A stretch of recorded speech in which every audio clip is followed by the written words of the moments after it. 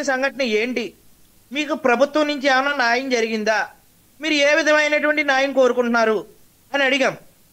First DSP గారిని కలిసాం. DSP గారి దగ్గర మేము అడిగింది ఏంటంటే, సార్ ఆ చనిపోయిన వ్యక్తికి తలకి బలమైన గాయాలు ఉన్నాయి, అది ఎవరో కొట్టారని చెప్పి స్థానికులు కూడా అక్కడికి వచ్చిన వాళ్ళు డిఎస్పీ గారితో కూడా ఆర్గ్యుమెంట్ చేయడం జరిగింది. డిఎస్పీ గారు దాన్ని కొట్టి పాడేస్తూ అటువంటిది ఏం లేదు, జస్ట్ గుద్దడం వల్లే చనిపోయారని చెప్పి ఆయన చెప్పడం జరిగింది. ఎమ్మెల్యే గారు ఇప్పుడు వరకు ఇన్వాల్వ్ అవ్వలేదు, ఎమ్మెల్యే గారు చాలా మంచి వ్యక్తి, అది ఇదనే ఎమ్మెల్యే గారిని పొగిడారు. అంతవరకు జరిగిందండి. ఎవరు డిఎస్పీ గారు పొగిడారా? ఏదండి, డిఎస్పీ గారు పొగిడారా ఎమ్మెల్యే గారిని? అక్కడ డిఎస్పీ గారు పొగిడారు. ఏమని, ఇలా ఇలా ఏమీ లేదండి, అంత చాలా బ్రహ్మాండంగా చేసేసామని. అదంతా వాస్తవం. ఎమ్మెల్యే గారు కూడా తనను తాను ఇన్ని రోజుల తర్వాత ఆయన ఇప్పుడు బయటకు వచ్చారు.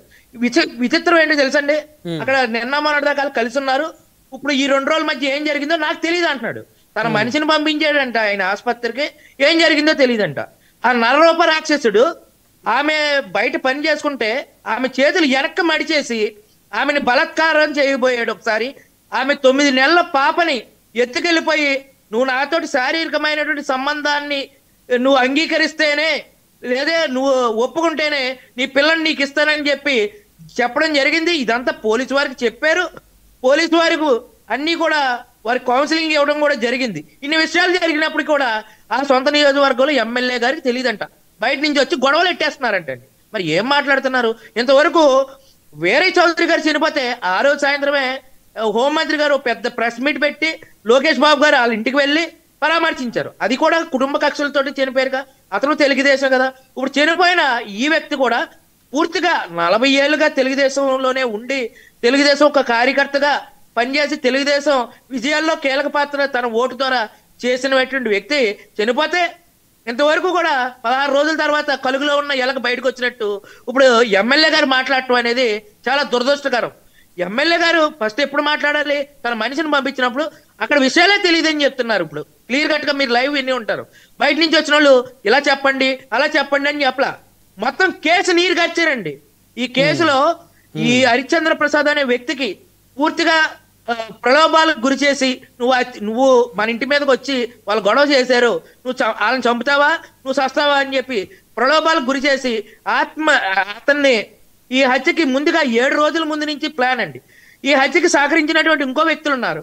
ఇతను పేపర్లు ఆ రోజు సెలవండి, పేపర్లు ఇస్తారు, ట్రాక్టర్లకు సంబంధించిన పేపర్లు ఇస్తారని చెప్పి వీళ్ళకి ఫోన్ చేసి మధ్యాహ్నం 12 గంటల సమయంలో రప్పించండి, వీళ్ళని ఫోన్ కాల్ ద్వారా వీళ్ళు ఇప్పుడే ఈ ఊళ్ళోంచి బయలుదేరారని ఒక 2 వ్యక్తులు ఫోన్ చేసి హరిశ్చంద్ర ప్రసాద్కి చెప్పడం, ఆ సంఘటనలో తన భార్య కూడా ఉండటం, వీళ్ళు ఎవరిని అరెస్ట్ చేయకపోవడం, 2 నిందితులను అరెస్ట్ చేసి లిక్కుమంటాడు కేసుకేదో పెద్ద పొడి చేసామని చెప్తున్నారు ఎమ్మెల్యే గారు. అది తప్పు.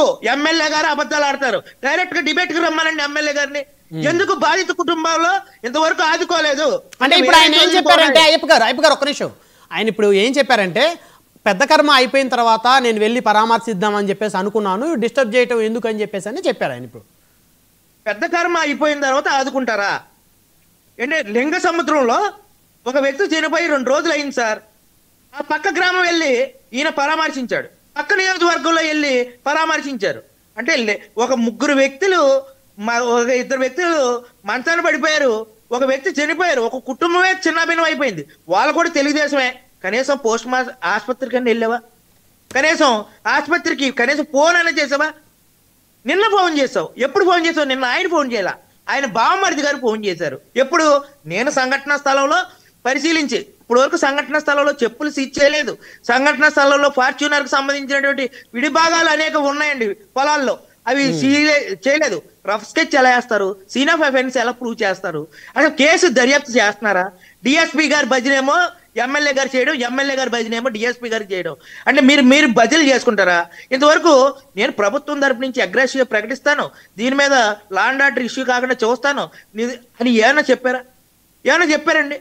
ప్రభుత్వం నుంచి నష్టపరిహారం నేను అందించేలా ఏర్పాటు చేస్తానని ఒక మాట అన్నారా? ఈ లైవ్ లో నేను అన్ని విధాలు ఆదుకుంటాను, పరామర్శిస్తాను. తీసుకెళ్తానని అన్నారు, ఆ మాట అన్నారు ఏదండి? సీఎం గారి దగ్గర కూడా బాధితులు తీసుకెళ్తానని అన్నారు.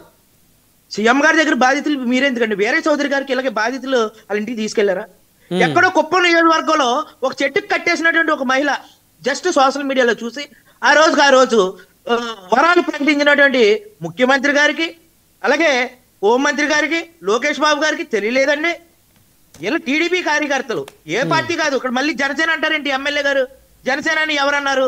అలా జనసేన గురించి ఎందుకు వచ్చింది? నీ పార్టీ కార్యకర్తని చంపేస్తే నువ్వు బాధ్యత వహించకుండా వేరే పార్టీ మీదకి ఎందుకు ఆపాదిస్తున్నావు? ఎమ్మెల్యే గారిని నేను అడుగుతున్నాను. వేరే పార్టీకి మీకు సంబంధం ఏంటి? కూటమి అవుతాయింది, ఆ పార్టీకి మీకు సంబంధం లేదు. జనసేన ఏమన్నా పవన్ కళ్యాణ్ గారికి దీనికి సంబంధమా? ఎవరికి సంబంధం లేదండి. నిన్న రాయపాటి అరుణ గారు వచ్చారు, ఆవిడ కూడా వాస్తవాలు తెలియకుండా అలా కేసులో 11 మంది నిందితులు ఉన్నారండి. 3 ఫోన్ కాల్ ద్వారాగా వాళ్ళు సహకరించారు. నిందితుడి యొక్క భార్య కూడా అందులో భాగం, నిందితుడి యొక్క మేనమామ, నిందితుడి యొక్క కుటుంబ సభ్యులు ఇంకా 4 ఉన్నారు. వాళ్ళందరూ కూడా ఇందులో వారం రోజుల ముందు నుంచి వీళ్ళు చంపాలని పక్కా ప్లాన్ తో వీళ్ళు ఎక్కడికి వెళ్తున్నారు, ఎలా వెళ్తున్నారండి ఫోన్ కాల్ ద్వారాగా ఇవన్నీ అందించారు. సాక్షాత్తు బాధితుడి యొక్క భార్య ఇవన్నీ వాస్తవాలు చెప్పారండి. వాళ్ళు ఇప్పుడు కారుతో తొక్కిచ్చి మంత్రాన్ని చావలేదండి ఆ అబ్బాయి. కారుతో తొక్కిచ్చి క్రమంలో ఆ బోధికి ఆ చిన్న బోధి ఉన్నదండి, ఆ బోధి మధ్యలో ఆ చక్రం ఇరుక్కుపోయింది. పూర్తిగా అతని మీద ఆనలేదండి. పీకి మీద కాలేసి తొక్కి పన ఊపిరితో ఉన్న ఆ వ్యక్తిని రాటుతో తన తండ్రి తను కలిపి మోది చంపారండి. మీరు ఒక వీడియో కూడా నేను రిలీజ్ చేశానండి నిన్న, నా ఫేస్బుక్ లో కూడా ఉంటుంది. ఒక భార్గవ్ గారు ఎక్కడ పడిపోయారు, పవన్ గారు ఎక్కడ ఉన్నారు? సంఘటనా స్థలం పొలంలో అతను దాదాపు ఇతనికి 50 అడుగుల దూరంలో వెళ్ళి పడ్డారండి. అంత దూరాలు ఇతని ఇసిరేసాడండి. హరిశ్చంద్ర ప్రసాద్ కారులో దిగి ఇతని మీద కారు పెట్టి ఇతను చంపేసిన తర్వాత రాడ్లు పట్టరమని ఫోన్ చేసి చంపేసిన తర్వాత వాళ్ళ ఇద్దరిని చెరుకో వైపుకి లాగి వాళ్ళని నడుము మీద రాడ్డెట్టి కొట్టారండి వీళ్ళిద్దరు కలిపి, తండ్రి కొడుకులు. ఆ విషయం ఎక్కడ కూడా కేసులో ప్రస్తావించలేదు. ఇంక మీరేం న్యాయం చేస్తారు? దీన్ని మోటార్ వెహికల్ యాక్ట్ 304 కింద కన్వర్ట్ చేసి ఇది యాదృచ్ఛికంగా జరిగినటువంటి సంఘటనగా చిత్రీకరించి నిందితులు ఎమ్మెల్యే గారి సామాజిక వర్గం కాబట్టి రక్షించే పనిలో పడ్డారు. ఇది ఎంత వాస్తవం అండి. ఆయన కాదని